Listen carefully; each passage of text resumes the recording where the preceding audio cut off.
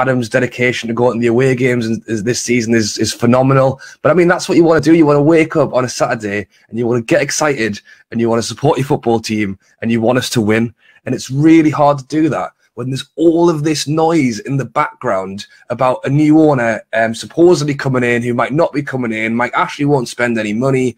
You feel like, should you be supporting the team when they're not giving the fans what they want, but that you want to because it's your team and you want to go to the games? And it's just such a headache all the time. Good morning and welcome back to the next episode of the Behind the Leazes podcast, the official podcast on the local TV network for Newcastle United. And I must say, I think we are all a little bit frustrated after yesterday's performance. Definitely a game we should have won. Talking, all the chances that we had, some massive chances. We've got the usual suspects here. The gang is back together, the Fab Four. I was thinking of good names to call this all last night. So I'm going to go with the Fab Four. We've got Andy, we've got Rob, and we've got Adam Blessing, who travelled all the way to London and back to watch the game yesterday. Andy, I'll come up to you, mate. How are you doing, pal? I'm good, mate. Just another weekend of watching Brucey Baller. Thank God the Grand Prix is on today, so I can just forget it happened. I know, not a good weekend for sport either. Of course, we had the boxing last night. Anthony Joshua not winning, but that's a completely different time. Rob, how are you doing, mate? I saw you were on the dark fruits already this morning. It's not dark fruits, it's blackcurrant juice. But yes, I'm doing okay. I actually got to watch a team win yesterday because I didn't go to Newcastle. I ended up going to watch the Gateshead game and they won 3-0. So got to see my first win of the season there. So yeah, I'm doing all right. Obviously, Newcastle's frustrating as ever, but no doubt we'll talk about that today. Of course, I mean, thankfully you did manage to see a win. Adam, coming to you next. I must say, you're looking knackered. It must have been a long day for you. How are you doing, pal? Yes, I'm knackered. And as I said before, frustration, I think, is an understatement of how I felt yesterday after watching that. I mean, I've never seen a team have more chances all my life and still not win a game of football. It's honestly embarrassing. It really is. But, I mean, we played well, but are we going to do that week in, week out? I highly doubt it. So, yeah, huge punch drop yesterday. Yeah, I think a massive. It did feel like a loss, I must say, especially with the chances that we had. And, that massive chance at the end of the game as well, which we will talk about once again. I said to people 60 minutes of that game, I thought, we dominated. We definitely deserved to get, at least 1-2 more goals in the time that we were doing well. Andy, I'll come to you. After watching the game, what did you think of both teams' performances, and do you think that was 2 points dropped rather than just a point gained? Yeah, it totally is. 2 points dropped. It should have been over and done with in the first half. It was grim watching them come back into a game they didn't deserve to be in. Watford, just a tin pot club, one of them clubs that comes up, goes down, proper yo-yo club, same as West Brom, clubs I cannot stand. I thought the fans were, I don't know, Adam, I don't know what it was like for you inside the ground, but I thought they were absolutely rubbish and only sing when you win and sort of thing. But Saw as well, I don't know where the bookings were for simulation. He was on the deck more than he was standing up.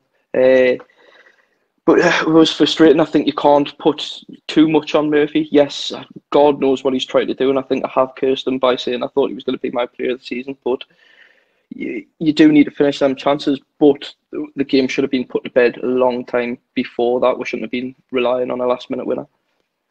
Yeah, we had, plenty more chances before that, especially in the first half. I've never seen, I think, more one-on-ones squandered during a 90-minute game of football, especially in the first half. St. Maximin, he could have chipped Ben Foster, the keeper, in the first half. Instead, he tried to take him on, and then he passed it on to Sean Longstaff, who hit the ball over the bar. I'm not going to blame Longstaff for that miss at all. The ball was behind him at that point. So Maximin really should have hit the ball before he got to Foster. Rob, coming to you next, pal. What do you think of the game as a whole, and just how frustrated are you knowing that we really should have won that game?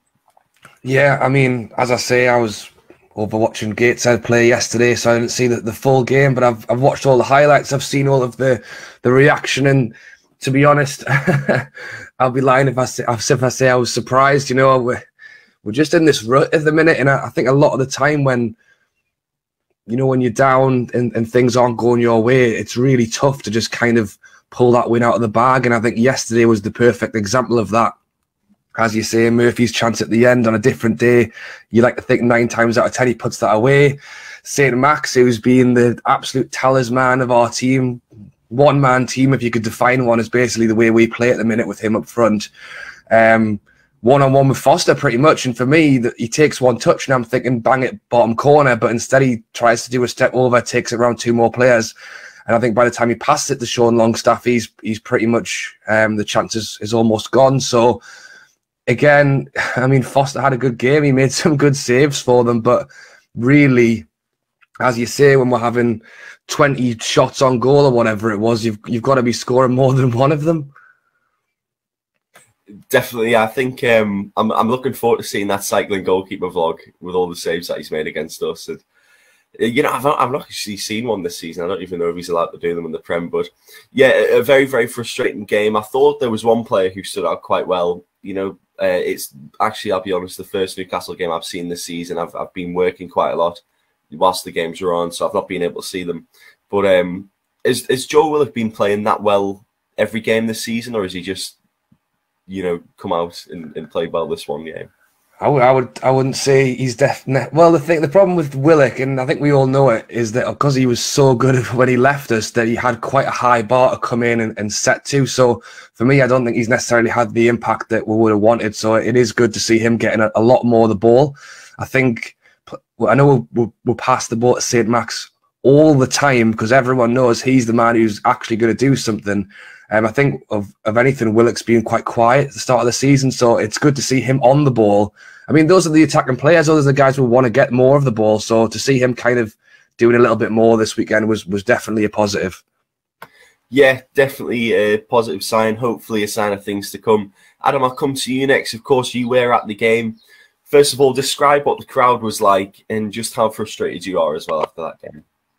It was, Andy was saying before, the crowd was pretty bad. Only started chanting, obviously, once they scored. But, yeah, I'm extremely frustrated from the game. In terms of Joe Willock, though, the second Newcastle changed the formation and played the fullback once more, he actually came in the game a lot more. I mean, I don't know how Sherlock's figured that one out, but, I mean, yeah, everyone could have taught you that Willock's going to be much better on a fullback than a 5-back. I mean, it's the same with the rest of the team, but yeah, I'm just frustrated. I'm ticked off. There's no other way to describe it, really.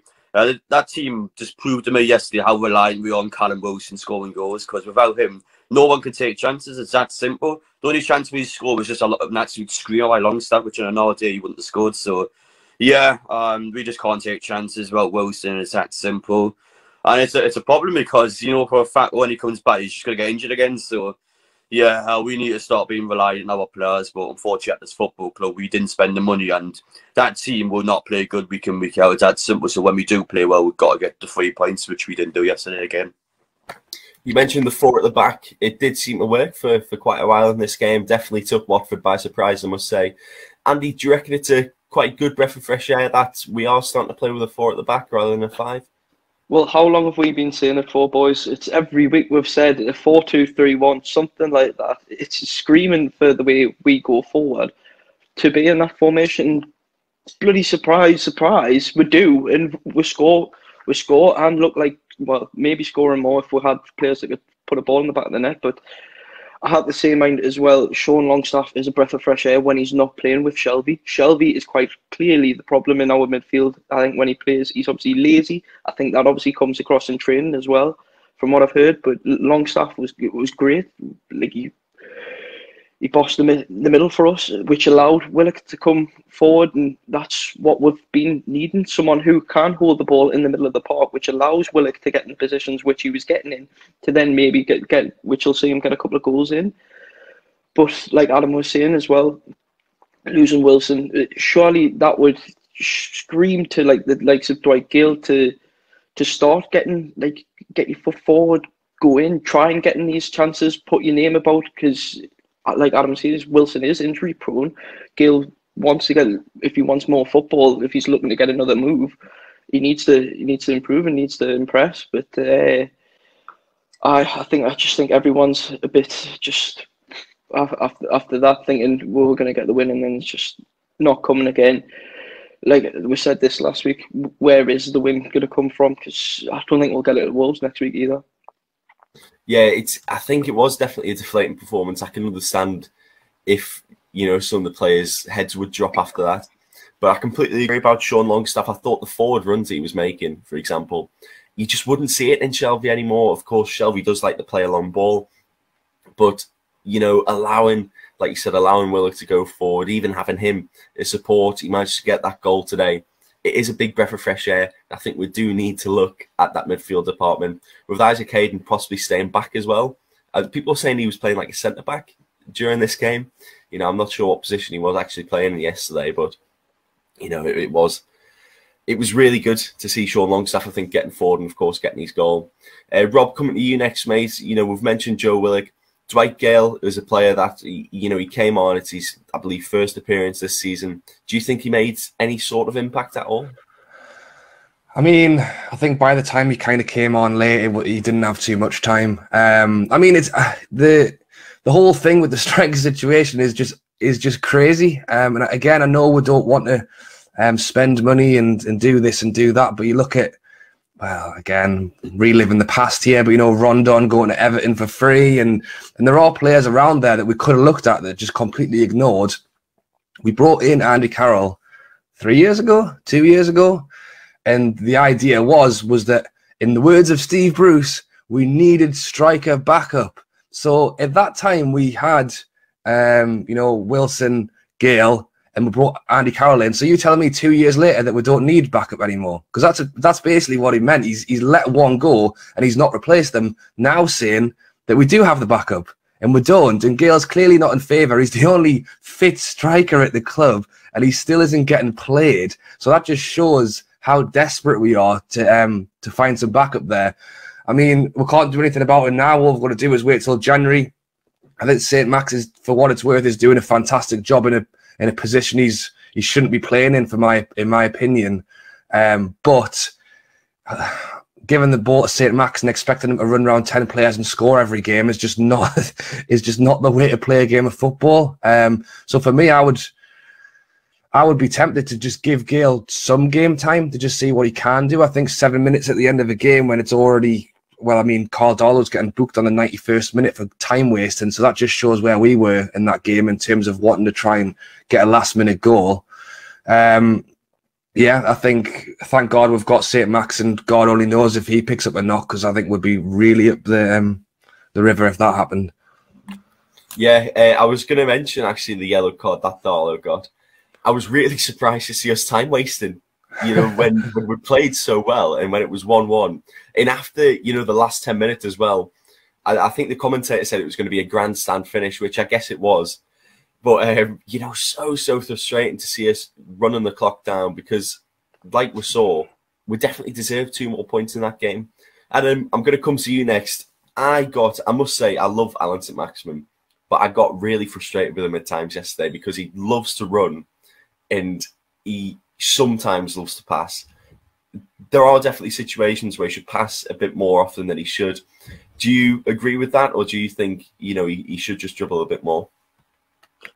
Well, yeah, well, we've seen instances of throughout the season anyway. I mean, against West Ham, he did win a goal, I think, when he lost the ball, and he's just trying to run around literally on midfield. So, yeah, he is going to do that at times, but again, he's literally our best player, so I can't exactly slag him off for it. But yeah, the only problem is he's got 10 clowns in the team to pass to, so that's probably why he doesn't want to do it so much. So, yeah, that's kind of the reality we're at the minute. But in terms of Maximin yesterday, I thought he had a pretty good game. Yeah, I know you got the assist for Longstaff, well, but more Longstaff actually doing the work there. But yeah, and then the game itself, though, we created a lot of chances, more than enough chances to win the game. So in terms of that, I was happy with how the wingers and obviously midfield were linking together, but unfortunately we just didn't take those chances. And obviously St. Max did miss a couple themselves, so yeah, it's very disappointing. But Wolves next week, now our team are struggling to pick up points, so I mean, someone's going to break a duck in that game, I imagine, so this is how I hope it's us. Yeah, of course, Wolves away from home next weekend. We'll talk about that towards the end of the podcast. Andy, I'm going to come to you next. Of course, Watford they'd signed a couple of players who used to play for Newcastle, one being Danny Rose, the other being Musa Sissoko. I'm sure they did get warm receptions from both sets of fans, definitely. But, you know, do you think it's... I always personally think it's weird seeing, you know, a former player on another team. What do you think about, like, them sort of situations, like seeing a former player playing for the opposite team? Those two, I'm glad they do play for the opposite team, because Sissoko, honestly, it just, we were all just glad to see the back of him. Honestly, the biggest robbery I've ever seen in my life is how we got £30 million for him. Danny Rose was woeful when we brought him in. His attitude stinks, which was clearly shown in the Tottenham documentary, if everyone's seen it. So what was it? He turned his phone off when he seen Everton were interested on that deadline day, and suddenly it came back on when Spurs were after him. I think he's just his attitude when we had him stunk. So the two players I am glad to see on the opposite team. Obviously, the other players I've seen, Ben Arthur's got to move to maybe a Turkish team, so there's loads of videos coming up about Ben Arthur at the minute, and I miss him more and more every day.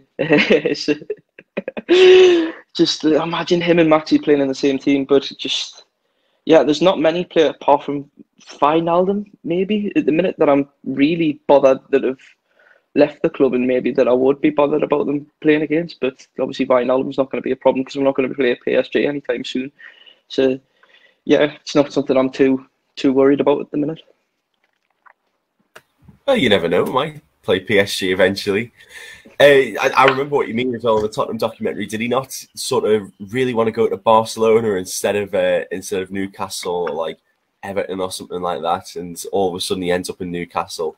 I get what you mean. You know, his attitude did stink. You know, looking towards next week, we'll talk about it a bit more in depth towards the end of the podcast. But Brog, would you stick with that four at the back for the next game? You know, potentially the rest of the season as well. I think we've got to, as Andy said. I mean, we've been saying this for forever. The fact that, and again, I mean, we start the season with 5 at the back and we concede, what was it, 8 goals in 3 games or something crazy. I mean, if playing 5 at the back is meant to make us more defensive, that's clearly not true. I think having the likes of Hayden playing as a holding midfielder is just as good, or if not better, than having 5 at the back. It gives us more freedom moving forward when we do need them. It makes us a little less static because, I mean, moving from Murphy, who was, well, again, who was hoping to play that wing-back role, it didn't work, and now having Manquillo, who's an actual right-back, I think also is a big help.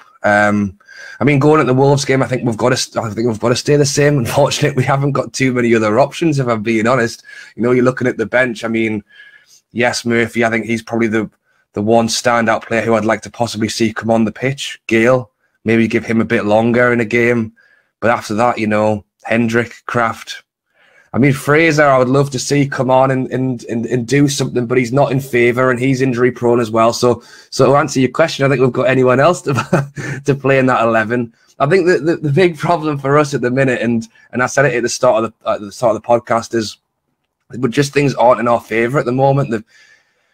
The manager's inspiring no confidence. The players just aren't getting the look of the grain in the games. I mean, when you win in games, I feel like it's almost like things go your way, those half chances that just hit the post and go in. Where in that moment where things are just hitting the post and are going out, or the keeper's just getting a fingertip to a save, we need to try and build some confidence and get into a place where things are actually going our way. And the problem is, I think, as I say, the negativity around the ground, I mean, the owner's not going anywhere, so you've got to look somewhere else as how we can change things. The players aren't playing for the manager, and it's Bruce again. As I say, we had the same players under Rafa, and he managed to work a tune. Bruce is doing nothing. The fans aren't happy. The players aren't happy, and it's just going to continue this way until something changes. And as I say, unless it's Bruce, I don't know what else it could be. A new owner, but that's not happening anytime soon. So it's going to have to be something else. You said Emil Kraft, you said Jeff Hendrick, and I think me and Andy both just collectively shook our heads because that's like, you think that's our squad depth. It's a bit embarrassing, isn't it? And it just all goes back to that dreadful summer. And you know, I was thinking about that statement a couple of days ago that they put out, and I just thought, what? How embarrassing, you know? Yeah. How absolutely embarrassing. Anyone who is viewing, be sure to put your questions into the chat. We'd love to know what your opinions are on the game. Adam, I'll come to you next. You know, once again, looking towards the next game, you know, players like St. Maximin, Dwight Gale, playing maybe 2 up front. Do you think that would make sense? Yeah, I would say so. I mean, that's kind of how Newcastle's been mainly playing, but the only thing is, when St. Maximin has the ball, he's making all this space. Joe Dent knows drifts off to the wing, so who's in the middle? There's nobody in the box, so like, there's no options half the time for him. So I don't know. I think I would start Joelinton again. I know he doesn't do an awful lot and he's terrible in front of goal, but I do like the way he links into play. I think his actual build-up play and the fact that he just lumped the ball 60 yards every time. Gale's never going to win the ball, so Joelinton's someone that actually can take on centre-halves and try and win the ball in the air. But that's about it, really. I mean, he's a £40 million player. I'm just trying to squeeze stuff out of him. They're not going to get anything out of him. I mean, it's empty and it's that simple. He's not a player, is he? He's really not good enough for the Premier League, I have to say. But again, no, Steve Bruce has got the safest job in world football. There's absolutely no way this club's going to sack him. Despite how rubbish we've been playing, we're still not in the bottom three. I mean, it's mental that 5 teams haven't won this season in the Premier League. I mean, I can only just laugh at that, to be honest. But yeah, in terms of Newcastle next game, we need to hit Wolves early. We need to hit them hard. But again, no, you know what's going to happen. We might take a lead in the game, but we're just going to sit back last half an hour, let the team come back anyway. We do it all the time. And Watford, honestly, even though they were rubbish yesterday, they nearly won the game thanks to that VAR thing. But I mean, honestly, I would have been absolutely stunned if we lost that match. But again, we just always will sit back because the team panics. The team can't keep a hold of the lead. And I mean, it just stinks of negativity and stinks of the ambition we have this club. It's not good enough. It's that simple. We are bigger than what we're doing. You mentioned the VAR decision. What was the vibe around the crowd when, you know, that second goal went in for Watford, and especially in the way end? What was sort of going through everyone's heads? What was everyone saying? Just disbelief, really. But I don't know what was going on at first, because when I got disallowed, the Watford fans started shouting, even though I literally got disallowed. So I didn't know what was going on. But yeah, obviously we were put into realisation kicked in. The Newcastle fans started celebrating, but really, I was just stunned. I was absolutely lost for words. Sissoko was smashed at the goalkeeper and the rebounds went in. I mean, if that happened, I'd have been raging because I hate Sissoko so much. I wouldn't have him be involved with a winner. But yeah, I mean, I'm glad we didn't lose, I guess. But I mean, we really should have won that game. Not Murphy chance at the end was absolutely shocking by him. Yeah, it was absolutely shocking, and you know, we'll talk about that Murphy chance now. Just how I know, you know, the pressure's on and you've got to make a decision really, really quickly, but it just was the wrong decision. It really, really was the wrong decision. Andy, will come to you on this one. Just how frustrating was it, like knowing that there's probably about a 90% chance of scoring that and he's still missed? Like I say, though, the game should have been dead and buried way before that. Maximin should have put his in. But probably because it's Maximin, he won't get the same flack that Murphy gets. I think Murphy was in the exact same position Maximin was in. Both easy chances to take. They both just haven't taken them well. In terms of us going forward and having depth in attack, is it time to call up people from the under-23s? Look at the players we've wasted in the past. Adam Armstrong, Ivan Toney, who's playing brilliant for Brentford. Adam Armstrong's playing great for Southampton. We've got Adam Wilson there, and at this rate, why not just get Santiago involved straight away? You know what I mean? Let him have a couple of games in the under-23s that he didn't goal, and just get him straight up. I mean, it's not like we're going to play Fulham in a cup every time soon, so won't be against them. Like I think we would love it to be, but just get him warmed in straight away, and if he's any good, just get him up, because there's nothing else going forward. Gale's shown his lack of interest, really. So I think Adam Wilson, he's been at the club for years as well. He deserves a chance to maybe come up, and it's a shame that we haven't got any more cup games till January, really. And hopefully it will be against a lower league opposition. One, to give us a better chance of going through, but two, to maybe give some of the under-23s an actual look in like they deserve. We've got Elliot Anderson coming back from injury. He was on the fringe of maybe getting in, so hopefully he can get involved when he's ready for it. But it's just, there is a lot of, we've got a very good nick of just wasting our academy players. So hopefully we can see some of them get involved with just how little depth we've got. And like we say, Kraft and Hendrick, if that's the quality we have got in depth, there's no reason for them not to get involved. Yeah, you said Fulham. I think it's Fulham. That's how you say it. As well, just before we move on to a couple of headlines that I've seen, there was a new referee in our game all the way from Australia. Jarrod Gillett, he was called. I must say, he did love a yellow card. But Rob, what did you think of his performance in his first game in the Premier League? As I say, I mostly watched the highlights because I didn't see the full game. From what I've heard, he wasn't great. Is that correct? I mean, what I did see from the from some of the YouTube clips that were coming out before the game, he looked quite refreshing as a ref. And I mean, regardless of how he kind of did, one thing that I am starting to like a little bit more is that we're actually starting to hear a little bit more from the refs now. We've seen Mike Dean did a YouTube video with Tubes from Soccer AM playing golf, talking about VAR, and it's actually. And then before the start of the season on Sky Sports, the refs were also going on there and talking about the VAR and where it's going. And I mean, they all seem confident with it. I'm still not sure I'm a fan, but what they were saying, it's here to stay and all they can do is try and make it better. And it's similar with this ref that was on yesterday. I saw a couple of clips of him basically discussing decisions with the linesmen and how they were kind of creating those decisions. I mean, they definitely can't play that live in the stadium because everyone would have their lives, but to be able to kind of hear a little bit more and from what the refs are actually doing on the pitch and how they're making decisions, I think it's definitely a plus. I mean, as for this guy, from what I've heard, he wasn't great, but I'll have to let you guys tell me about that. Oh, me, Mike, just kept going on. It's early in the morning, guys. Come on. I thought he was all right personally. I didn't think he gave any like stupid decisions away. You know, referees are always going to have maybe the odd one or two decisions, and he sort of. I think he struggled to keep a hold on the game at times. Like I say, I don't know what the crack is with this booking for simulation. I don't know where that's gone. I mean, it's ever since Ronaldo's came back that suddenly players are diving all over again because the king of diving's back. I thought Saw definitely should have been booked at some point, and then the VAR check for a possible penalty on Saw, and it was quite clear he just went to the ground to try and win a penalty. That's, in my eyes, booking straight away. Yeah, I think it should be a booking, and they have been looking at it after the game at times. I remember a couple of seasons ago, Charlie Austin got a couple of games banned for things like simulation. But, you know, I think, you know, it's always going to take time to acclimatise to a new league. Of course, you know, we're not referees as much as we'd love to be. But I thought he was all right personally. I thought maybe quite a few yellow cards, sorry. But I did think he was all right. So I'm going to move on to a little headline that I saw in the last few days, gents. And it's actually from Mike Ashley. And he said that he does expect the takeover to definitely go through by January 2022. And of course, there is, I believe, some court proceedings being live streamed in the next week or so in regards to the NUFC takeover. Adam, I'll come to you on this one, mate. You know, have you seen them headlines, and do you think, you know, he's actually talking a bit of sense here, or do you still think Ashley's full of it?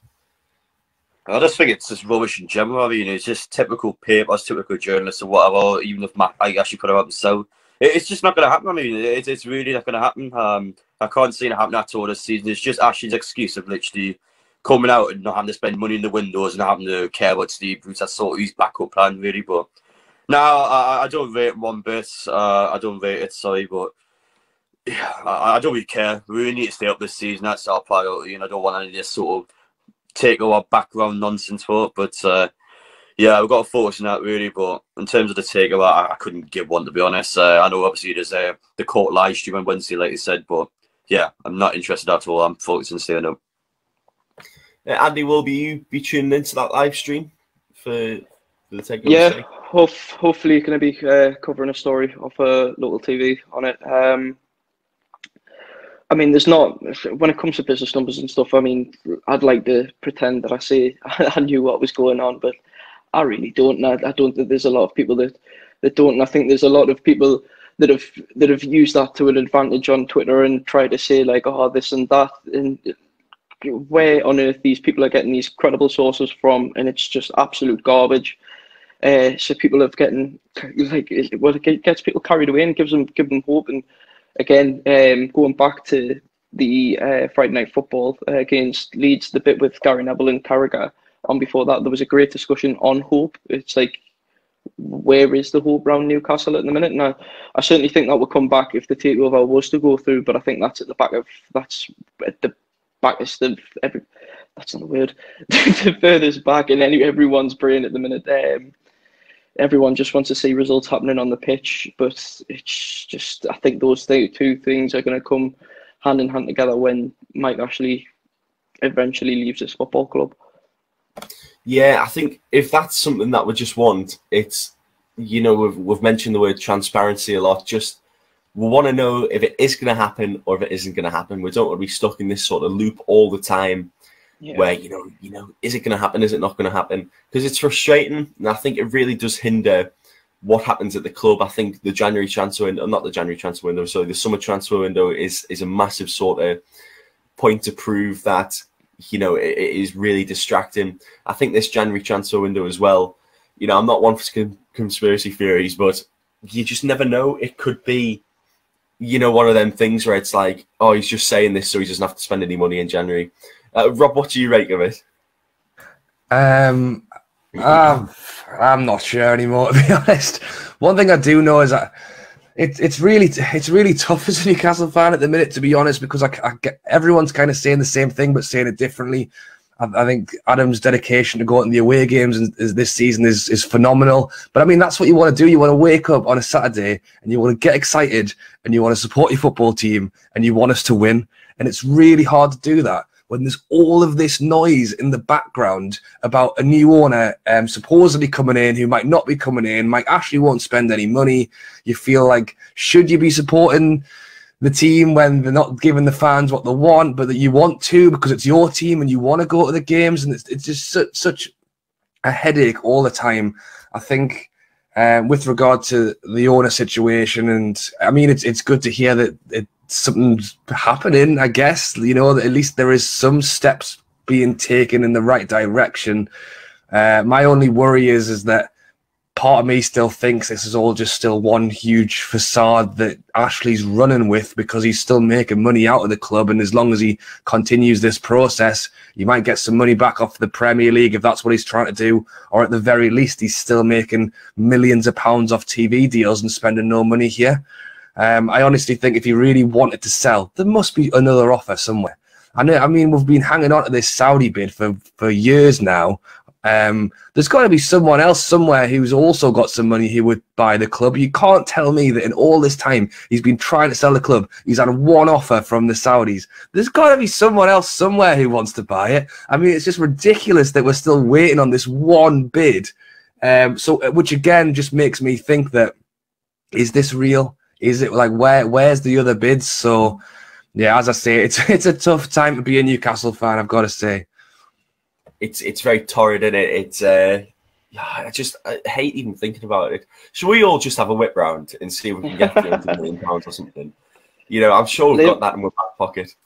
Yeah, to be honest, mate, I'd take Red Bull Newcastle United, to be honest, at this point, or Red Bull Newcastle if we meant to you is gone, but it's deflating, and it's just you don't want to think about it. You want to think about the football at the end of the day. That's what we're all here for, not the talk business, which is sadly the way football's going at the minute. But like I say, Adam, like you said, Rob, the commitment he's making to the team, going away to every game, that's what we care about for the fans and what's going on the pitch. You'd say you take Red Bull, but you know, I don't want Max Verstappen come to our ground, I'll be honest. Let's move on to talk about just the next game in this season. And I cannot believe, you know, before even 10 games this season, we are talking about big 6-pointers, must-win games, but that's just the state that we're in at the minute. Wolves away from home on October the 2nd on Saturday. Andy, I'll come to you on this one first. What do you think we need to do from the previous game against Watford to try and get a good result in this game? I think definitely keeping the 4 back, because I think, if I'm right, Wolves play a 5 back. I think the main concern is going to be Adama Traore running at Richie. Richie hasn't got the pace anymore. I think so. It's going to be a lot of just trying to chop him down. I know there was a clip, I think the club put it on their TikTok, of Miggy chasing back Adama Traore and somehow powering him off the ball. It's the weirdest thing I've ever seen.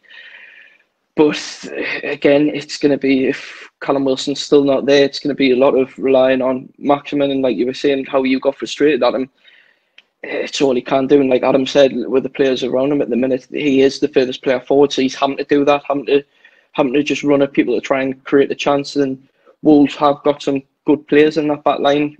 I mean, they've got Nelson Semedo, Connor Cody's a brilliant centre half. So it's good. We're going to have a really hard job. I think it's going to be a very counter-attacking game from both sides, with the pace Wolves have got, and to be honest, the quality Wolves have got going forward levels ours about 10 times. So it's just one of them again, but it's a game away from home. It's another scapegoat for Bruce, really. But then again, like we've said before, which games do you look forward to in the future for a win? So yeah, no, I completely agree. Rob, I'll come to you next on this one. You mentioned a few changes in the next game, but what do you think, you know, in terms of sort of tactics, it will be a very sort of similar tactical game. Would you, once again, would you stay with a back four? Would you maybe try starting Dwight Gale? Would you keep Joe Linton in the middle? Those sort of things.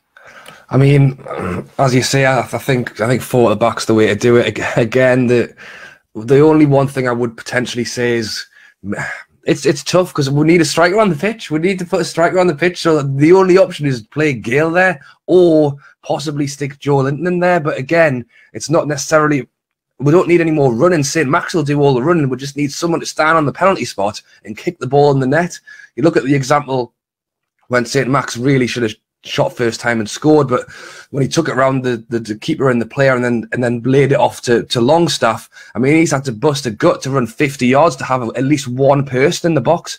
That's where Gale or Wilson or someone should be stood 90% of the game for those sideways ball tap-ins.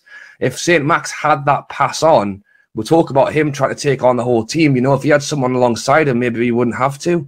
So am I going to say put Gale on from the start? I mean, we've not seen enough of him, but maybe give him the second half. Maybe start him and take him off at half time. If it doesn't work, I think we need to try and play with a striker because with St. Max playing in the other half on his own and the nearest support he's got is Longstaff running 50 yards is just it's not good enough if we want to score.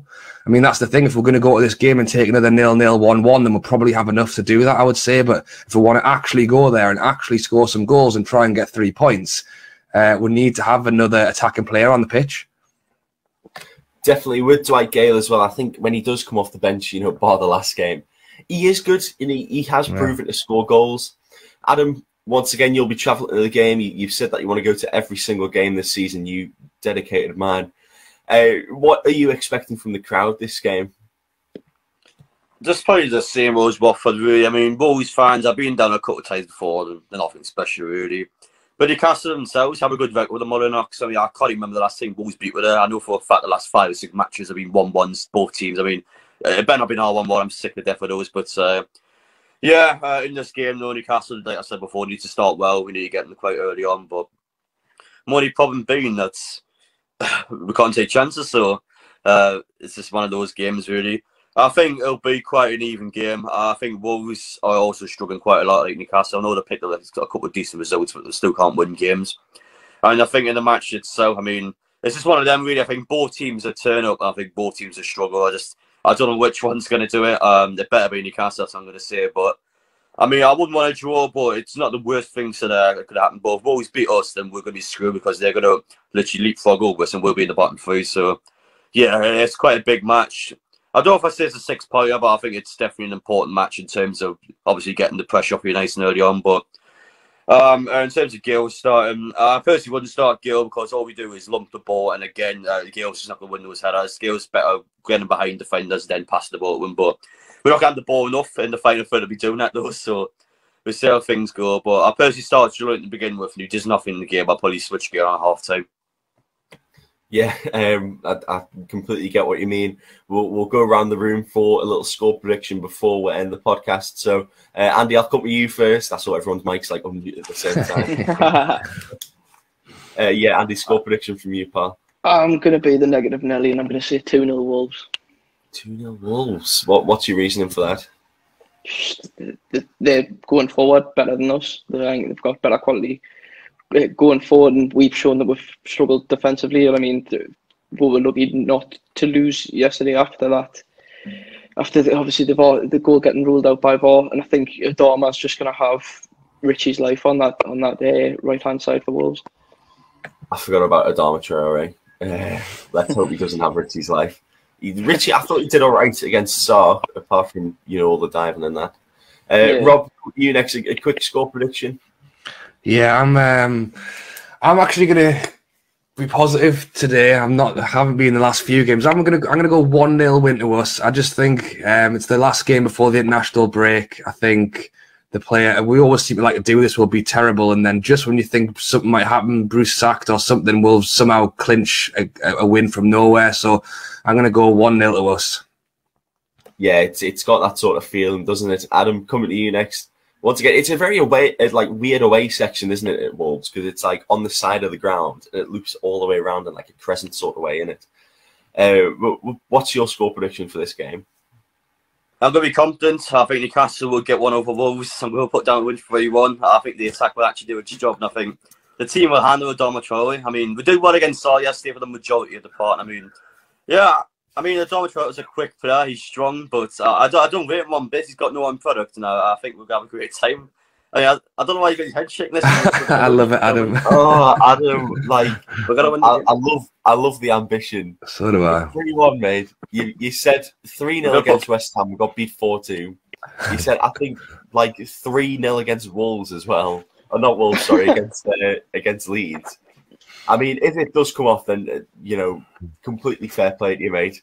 And I might have to stick a knacker on. I hope you're right, Adam. I'll say that. Yeah. I hope I'm wrong. Yeah, I'm going to say 0-0 on this one. Adam was talking about how both teams are really struggling, going into the international break. Rob, I'm sorry, I don't agree with what you say. I think it's just really, really, maybe not a boring 0-0 draw, but just, everyone won't be able to finish their dinner. And it's just going to be frustrating for both sides. But yeah, that is all we have today for the podcast. It's been an absolutely cracking one once again. Hopefully we will be able to bring you a win at one point this season, but at the minute, it's not looking very likely, is it? But yeah, thanks so much to everyone who tuned into the podcast today. We will be back next week to cover the Wolves game. But yeah, once again, thanks so much, everyone. See you later. Bye-bye.